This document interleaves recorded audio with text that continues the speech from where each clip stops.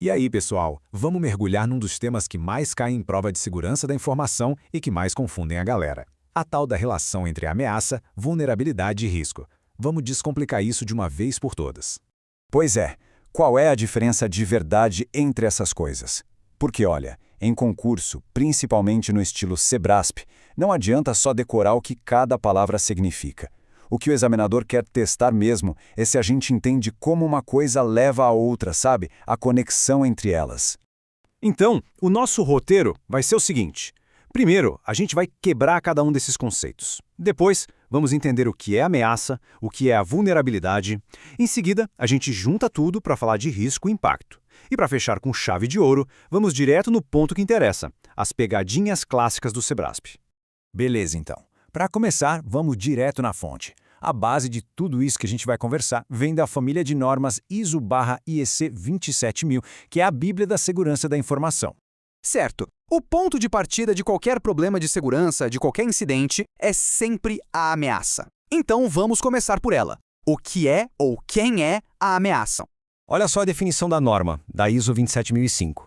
A ameaça é a causa potencial de um incidente, ou seja, é aquilo que pode causar um problema.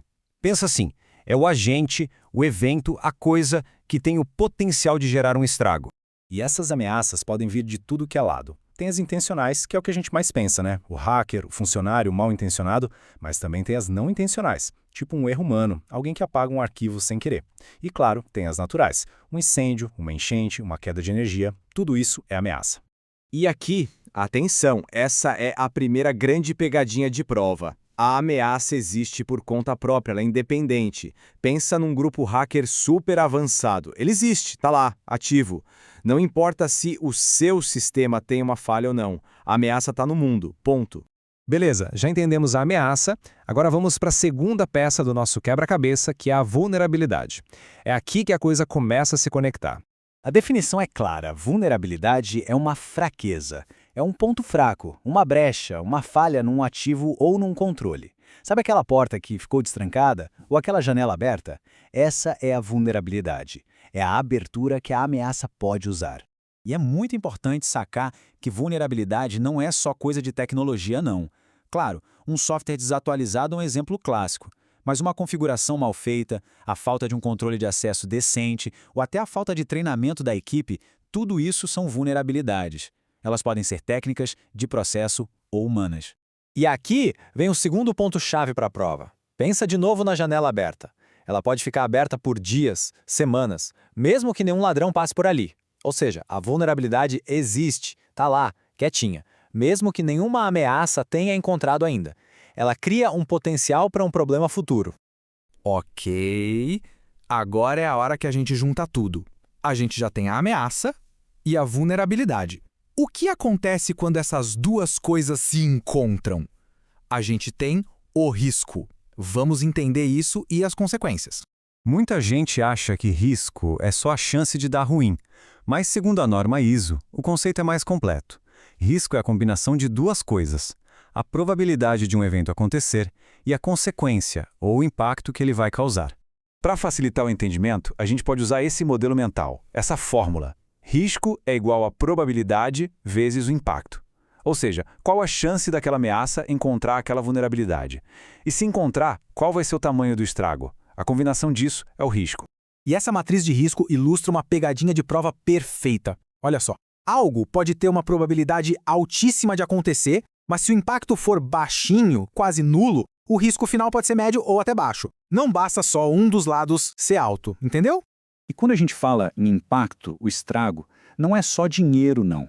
Pode ser um impacto financeiro, claro, mas também pode parar a operação da empresa, pode gerar multas pesadas por causa da LGPD, por exemplo, ou pode destruir a reputação da marca, que é algo difícil de recuperar. Então, para a gente resumir a história toda, a anatomia de um incidente é essa. Primeiro, tem a ameaça, que é a causa. Ela explora uma vulnerabilidade, que é a fraqueza. Isso materializa o risco, que é a combinação. E por fim gera o impacto, que é a consequência. É essa sequência lógica. Certo? Agora vamos para a parte mais prática. Como isso aparece na prova? Especialmente no Sebrasp, que adora brincar com esses conceitos para induzir ao erro. Vamos ver as principais pegadinhas. O erro mais comum é misturar tudo. A banca vai dizer que ameaça é a mesma coisa que risco. Não é. Ameaça é a causa. Vão dizer que vulnerabilidade é o risco. Também não. Vulnerabilidade é a fraqueza. E vão tentar trocar impacto por probabilidade. Errado. Impacto é a consequência. Focar nessas palavras-chave, causa, fraqueza, consequência, é o que salva na hora da prova. Vamos a um exemplo prático, estilo Sebrasp. A questão afirma o seguinte: a existência de uma vulnerabilidade em um sistema implica necessariamente a existência de risco elevado. E aí, certo ou errado? Pensa um pouquinho. Errado. E o segredo está na palavra necessariamente. Lembra da matriz de risco? Eu posso ter uma vulnerabilidade, mas se não existe uma ameaça interessada em explorá-la, ou se o impacto de uma exploração for mínimo, o risco não é elevado. Pode ser baixo. Vamos para mais uma outra pegadinha clássica. A afirmação é: ameaças são dependentes da existência de vulnerabilidades para serem caracterizadas. O que acham? Ameaça depende de vulnerabilidade para existir? Errado de novo. A gente já falou sobre isso. A ameaça é independente.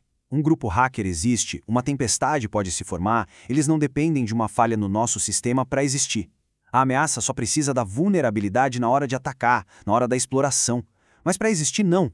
E para fechar, fica aqui uma reflexão que já entra no nível mais avançado.